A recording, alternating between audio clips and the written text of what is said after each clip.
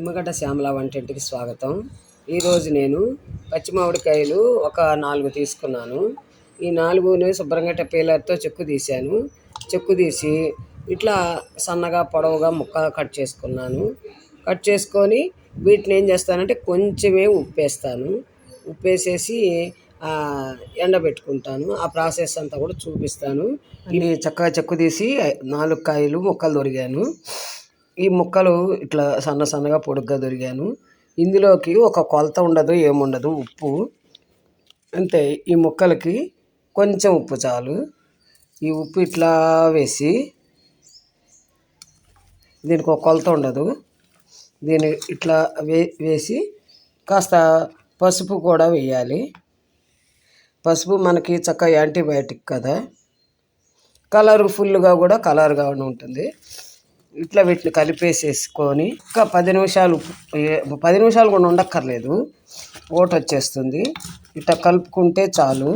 చక్కగా ఉప్పు పట్టించేసాం కదా, వీటిని తీసుకెళ్ళి డాబా మీద ఒక క్లాత్ వేసి, ఒక పేపర్ వేసి, పట్టా కానీ ప్లాస్టిక్ పట్టా వేసి దాని మీద ఎండబెడతాను. పైకి పోతున్నాను, చూపిస్తా. పైకి డాబా మీదకి వచ్చి ఒక పట్టా వేసి పోసాను ముక్కలు. ఇట్లా పలచగా ఒకదానికొకటి అతుక్కోకుండా ఉంటే తొందరగా ఎండిపోతాయి.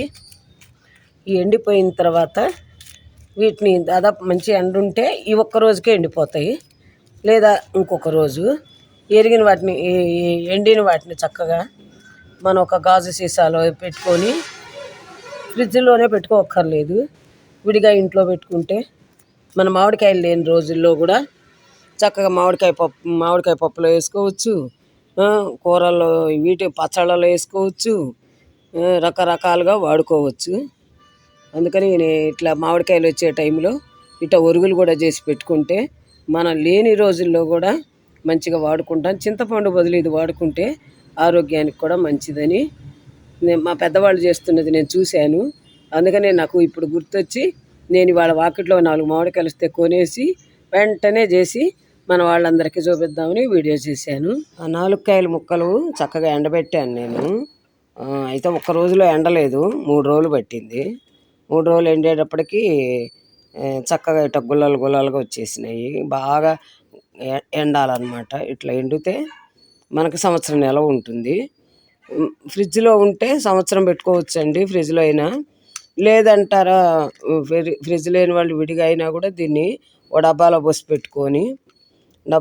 పెట్టుకొని నెలకు ఒకసారి ఒకసారి ఒక ఎండ పోసి పెట్టుకుంటే సంవత్సరం పాటు ఉంటాయి. ఈ చక్క వీటిని తోటకూర పప్పులో వేసుకోవచ్చు, మళ్ళీ దోసకాయ పప్పులో వేసుకోవచ్చు, ముక్కలు వేసి చారు పెట్టుకోవచ్చు, చింతపండు బదులు రకరకాలుగా వాడుకోవచ్చు. ఇట్లా చేసుకుంటారని మా పెద్దవాళ్ళు చేసింది చూసి నేను చేసి పెట్టాను. Thank you. అందరూ చూడండి, చేసుకోండి, కామెంట్స్ పెట్టండి, సబ్స్క్రైబ్ చేసుకోండి. Thank you.